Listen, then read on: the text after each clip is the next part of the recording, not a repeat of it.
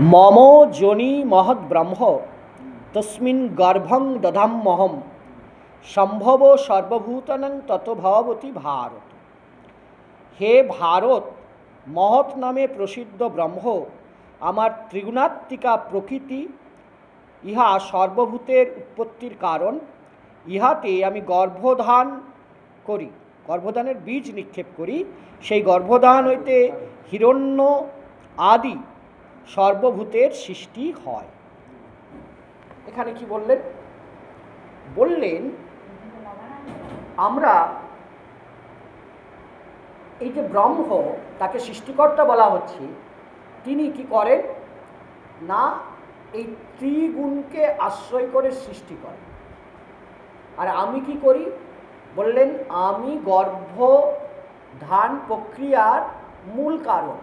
আর প্রকৃতি হচ্ছে আমাদের মাতা, ভগবান কৃষ্ণ হচ্ছে পিতা।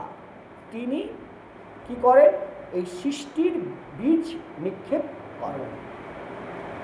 বোঝা গেল? তাহলে এই যে ব্রহ্ম, তিনি পর্যন্ত কিন্তু এই ত্রিগুণাত্মিক, এই তিন গুণের অধীনে তিনি কি করছেন? প্রজা সৃষ্টি করছেন, ত্রিগুণকে আশ্রয় করে। কিন্তু আমরা যারা ভগবান কৃষ্ণকে ভালোবাসি, সেই জন্য বলা হয় যে এই শ্রীমদ্ ভাগবত এবং শ্রীমদ্ ভগবত গীতা এগুলো হচ্ছে দেবতাদেরও উপরে, মানে দেবতাদেরও একটা লিমিটেশন রয়েছে। কিন্তু শ্রীমদ্ ভগবত গীতা এবং শ্রীমদ্ ভাগবত সেইটা দেবতারও দুর্লভ। কেন না এখানে যা বলা হয়েছে, যে কৌশল, একটি গীতাতে সুন্দর কথা আছে, যোগ কর্মসু কৌশল, যে টেকনিকের কথা বলা হয়েছে, যে পথের দিশা দেখানো হয়েছে, যে প্রযুক্তির কথা বলা হয়েছে, সেটি যদি আমরা আমাদের সংসার জীবনে ইন আওয়ার প্র্যাকটিক্যাল লাইফ ব্যবহার করতে পারি, তাহলে সংসারে থেকেও সংসারের যে দুঃখ যন্ত্রণা তা আমাকে স্পর্শ করতে পারি, কিন্তু আমার পাশ দিয়ে বয়ে যাবে, যেমন সময় বয়ে যাচ্ছে, আমাকে কোনো আঘাত করতে পারবে না। যেটি ঠাকুর বলছেন যে কাঁঠাল ভাঙতে গেলে হাতে তেল নিয়ে ভাঙলে কাঁঠালের আঠা কিন্তু আমাদের হাতে লাগবে না।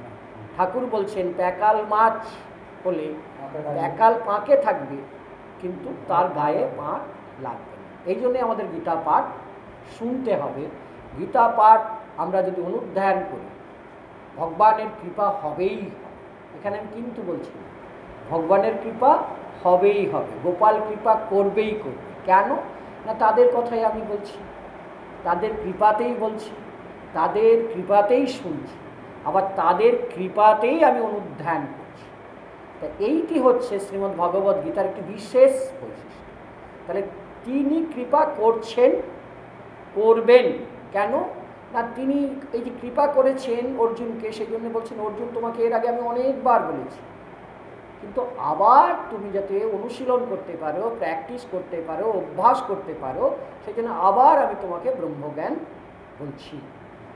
এইটি হচ্ছে ভগবানের অহেতুক করুণা।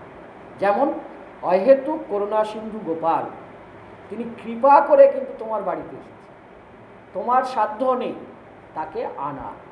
তিনি অহেতুক কৃপাময় হিসাবে তিনি তোমার বাড়িতে এসেছেন, তোমার বাৎসল্য রস, তার আনন্দ উপভোগ করছেন।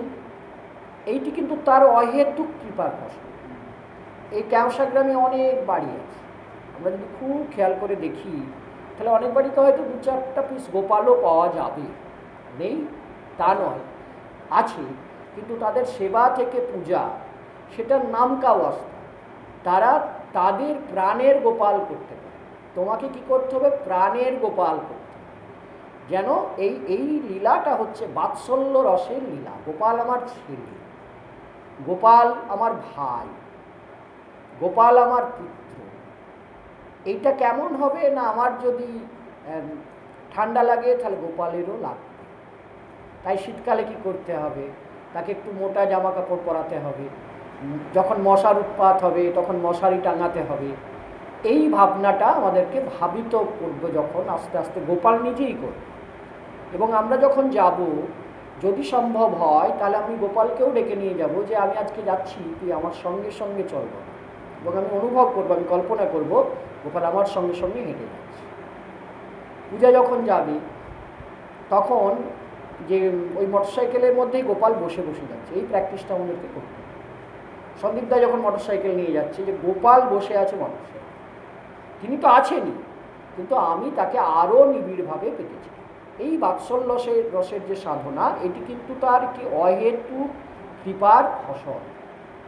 তিনি কৃপাময়, তাই তিনি কৃপা আমাদেরকে নিয়মিত সবসময় করছেন। শুধু করছেন নয়, কৃপার বন্যাতে আমাদেরকে হাবুডুবু খাওয়াচ্ছে। জয় গোপাল।